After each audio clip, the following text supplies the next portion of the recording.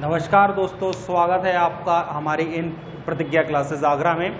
और आज हम जैसे हमने पिछली वाली वीडियो में हमने ये देखा था कि हम लोगों ने एक बेसिक इंट्रो देखा था फिजियोलॉजिकल डिवीजन्स का। और आज जो है हम इसमें आगे जो हम पढ़ेंगे वो पढ़ेंगे भारत के पर्वतीय क्षेत्र। भारत के पर्वतीय क्षेत्रों की मैं बात करूं तो भारत के जो पर्वतीय क्षेत्र हैं ये बहुत ज़्यादा पुराने नहीं हैं, ये नवीनतम पर्वत हैं। इनके बारे में भी थोड़ा हम आगे चल के बात करेंगे कि किस प्रकार से इनका निर्माण हुआ है और ये सारी चीज़ें हम अभी आगे चल के देखेंगे। उससे पहले लेकिन हम देख लेते हैं कि हम किस तरीके से हमने जो है सो हिमालय को हम बांटते हैं। तो सबसे पहले आप देखेंगे हिमालय में सबसे पहले आपको देखने को मिलेंगे trans Himalaya. In trance Himalaya का निर्माण जो है सो हिमालय के निर्माण होने से पहले हो चुका था।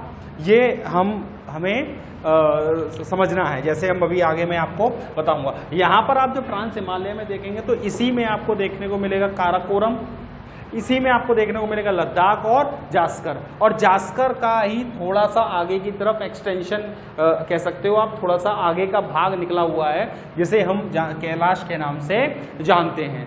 यहीं पर आप आगे देखेंगे तो फिर आपको नीचे को देखने को मिलेगा बृहद हिमालय, जिसे हम हिमाद्री के नाम से भी जानते हैं, या इसको हम ग्रेट हिमालय भी कहते हैं। हिमाद्री से इसीलिए कहते हैं कि यहाँ पर बहुत सारे ग्लेशियर या हिमनद पाए जाते हैं, जिसकी वजह से हम इसको किस नाम से जानते हैं, हिमाद्री के नाम से जानते हैं। इसके बाद जब आप थोड़ा नीचे की तरफ आएंगे तो यहीं देखने को मिलेगा आपको मध्य हिमालय, जिसे हम हिमाचल के नाम से जानते हैं। और उसके बाद आपको देखने को मिलेगा बाहरी हिमालय, जिसे हम शिवालिक के नाम से जानते हैं। तो ये बातें बेसिक थी, लगभग आपको सारी बातें पता होगी। तो थोड़ा सा हम नक्शे में देख लेते हैं इन बातों को। अगर आप इस भारत के नक्शे को आप देखें तो भारत के नक्शे में इधर ऊपर की तरफ, मतलब भारत से थोड़ा ऊपर की तरफ जाएंगे तो यहाँ पर एक इस प्रकार से एक पठार देखने को मिलेगा, और इस पठार का नाम है पामीर का पठार।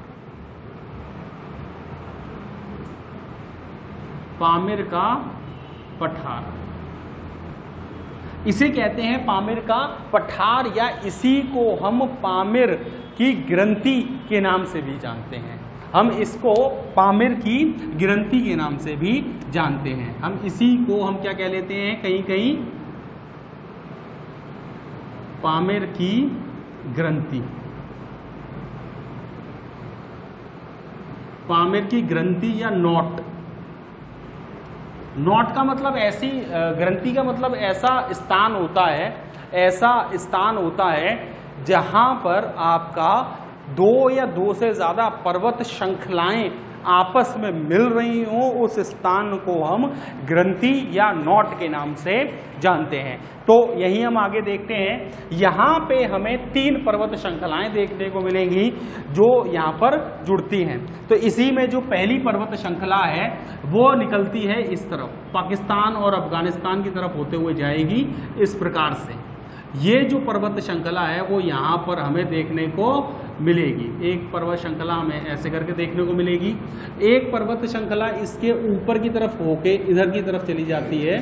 हम देखेंगे तो एक पर्वत श्रृंखला ऐसे जाएगी और एक पर्वत श्रृंखला हमें देखने को मिलेगी इस प्रकार से ऐसे।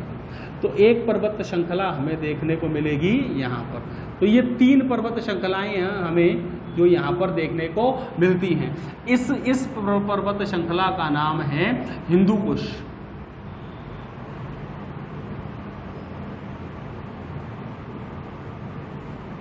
हिंदू कुश, इस पर्वत श्रृंखला का नाम है त्यांग सेन। इसका नाम है त्यांग सेन, त्यांग सेन। यहाँ चाय की खेती बहुत होती है, ये चाय की खेती के लिए बहुत प्रसिद्ध है। और यहाँ पर आपको देखने को मिलेगा क्यूलुन। कौन सी पर्वत श्रृंखला देखने को मिलेगी, ये देखने को मिलेगी क्यूलुन।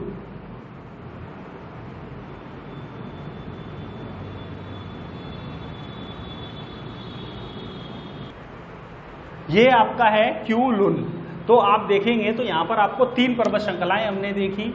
एक हमने देखा हिंदू कुश, दूसरा हमने देखा त्यांग सेन और तीसरा हमने देखा क्यूलुन। आप देखिए ये आपको ऐसा नजर आएगा कि ये दुनिया की छत के रूप में हमें नजर आएगा। इसीलिए इस पामीर के पठार को ही हम दुनिया की छत के नाम से भी जानते हैं, या हम इसको ही कहते हैं रूफ ऑफ द वर्ल्ड।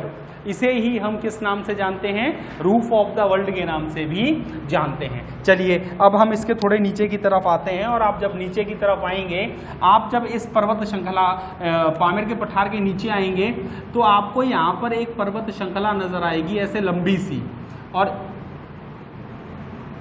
2 और फिर एक उसके नीचे नजर आएगी।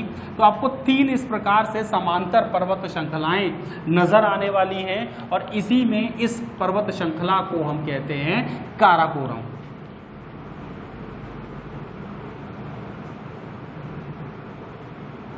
इसे हम कहते हैं काराकोरम।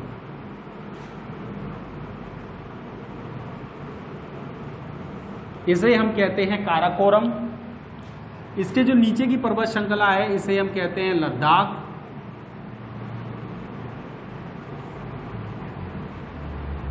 और इसे हम कहते हैं जास्कर।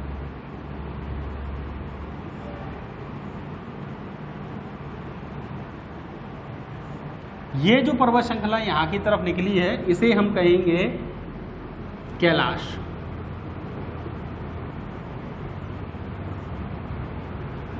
इसे हम कहेंगे कैलाश।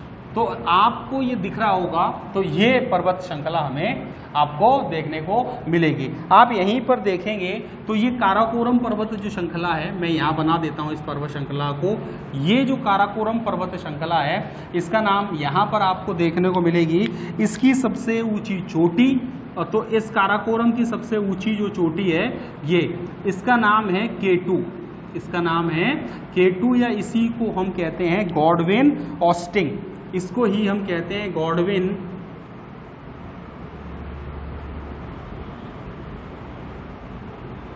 ऑस्टिंग।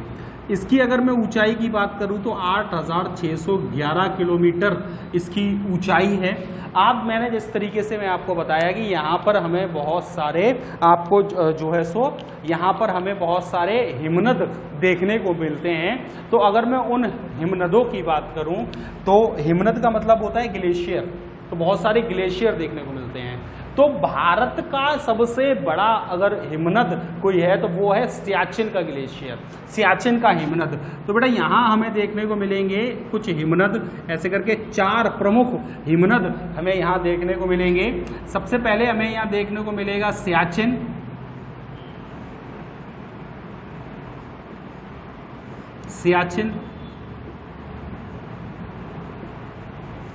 सियाचिन का हिमनद देखने को मिलेगा जो लगभग 72 किलोमीटर लंबा है। दूसरा यहीं पर हमें जो अगला जो हमें यहाँ पर देखने को मिलेगा वो है हमारा जो है सो बाल्टोरो। यहाँ पर हमें देखने को मिलेगा बाल्टोरो। यहाँ पर अगला जो है उसका नाम है बाल्टोरो।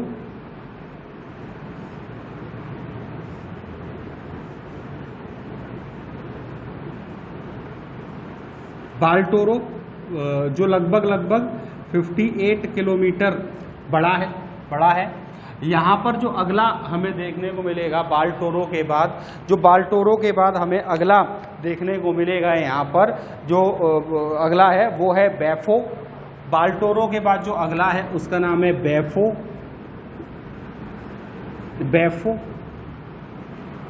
ये लगभग 60 किलोमीटर बड़ा है। और बैफो के बाद लास्ट में आता है हिस्पर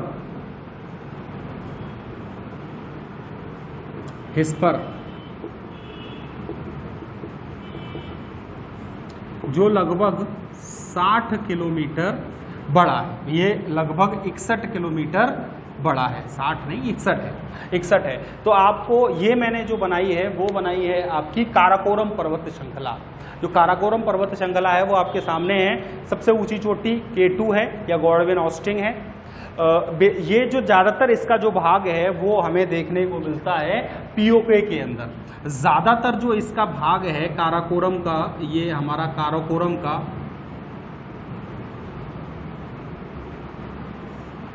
तो ये आपको देखने को मिलेगा POK के अंदर। POK मतलब पाक ऑक्युपाइड कश्मीर के अंदर हमें देखने को मिलेगा।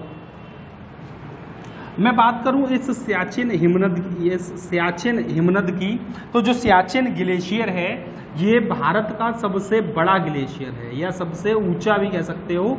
ये भारत का सबसे बड़ा हिमनद है। It is the biggest glacier of India.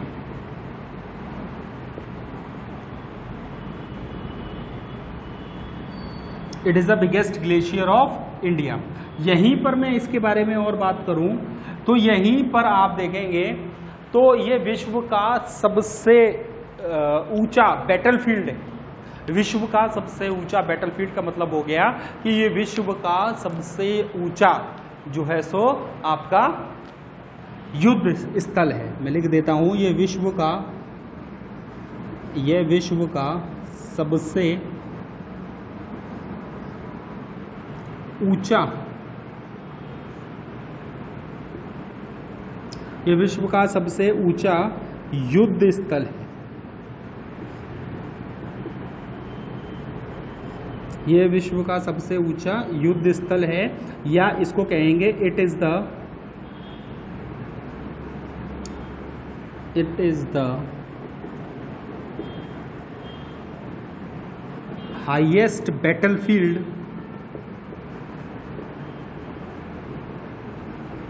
In the world. यहीं पर आप देखोगे तो इस सियाचिन ग्लेशियर में ही हमें एक और चीज़ देखने को मिलेगी। बात है 1984 की। 1984 में क्या हुआ, पाकिस्तान ने इस पर कर लिया कब्जा।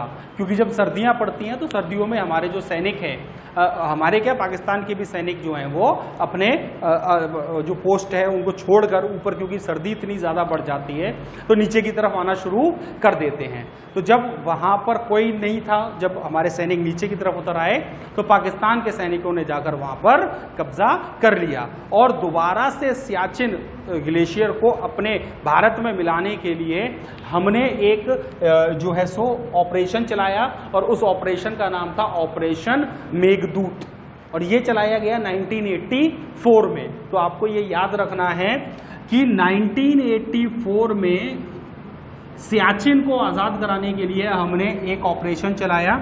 इस ऑपरेशन का नाम था मेघदूत।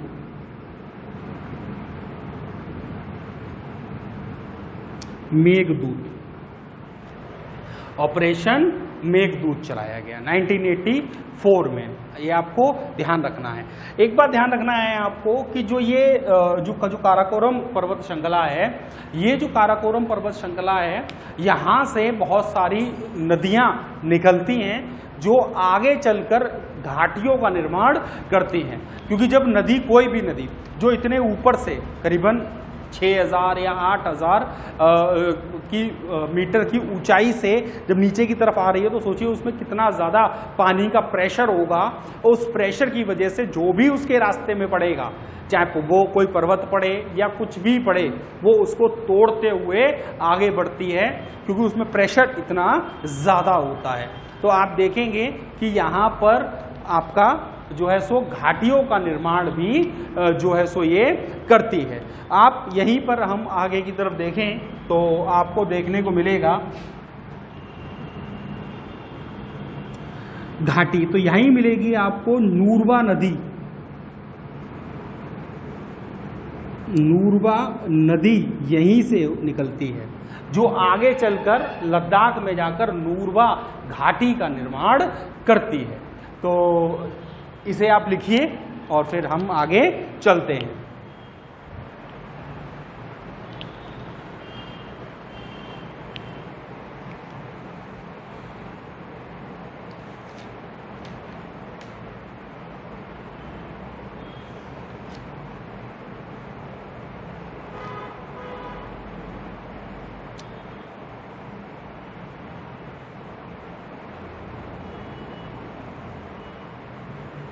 चलिए अब इसमें हम आगे जाके देखते हैं कि 1984 में ऑपरेशन मेघदूत चल गया।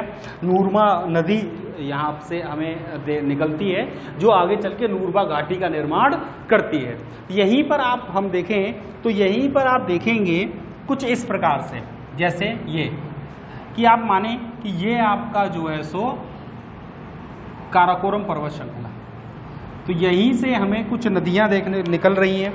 जैसे यहाँ से एक नदी निकली इस प्रकार से, इस नदी का नाम था नूरबा नदी, नूरबा नदी। यहाँ से एक नदी निकली इस प्रकार से, इस नदी का नाम है श्योक नदी, श्योक नदी यहीं से निकलेगी। एक नदी यहाँ से ऐसे करके आते हुए और इसी में आकर मिल जाती है, और इस नदी को कहते हैं गलवान।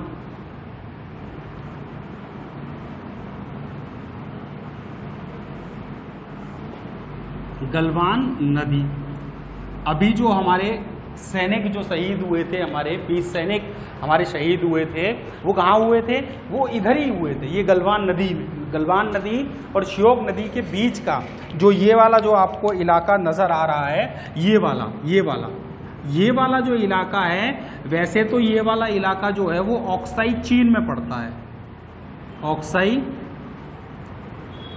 ऑक्साई चीन में पड़ता है, और इसी को बोलते हैं गलवान घाटी। आप आगे की तरफ जाएंगे क्योंकि ये नदी यहाँ पर आ रही है, तो ये यहीं बनाएगी गलवान।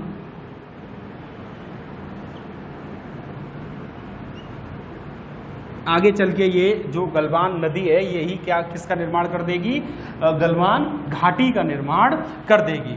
जैसे मैंने आपको बताया कि यहाँ पर सिर्फ एक सियाचिन हिमनद देखने को नहीं मिलता हमें, सियाचिन के बाद हमें यहाँ पर और भी हिमनद देखने को मिलेंगे। जैसे दूसरा मिलेगा आपका बाल्टोरो मिलेगा,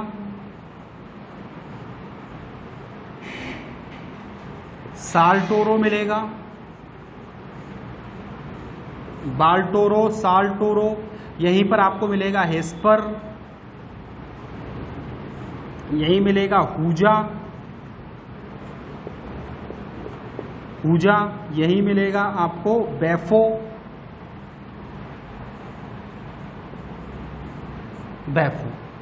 और इसी में एक पॉइंट और आपको याद रखना है कि काराकोरम को पूर्व में, मतलब पूर्व का मतलब हो गया कि प्राचीन काल में कृष्णागिरी पर्वत के नाम से जाना जाता था। आपको ये भी कभी कभी पूछ लेते हैं पेपर में कि, मैं लिख देता हूं, काराकोरम को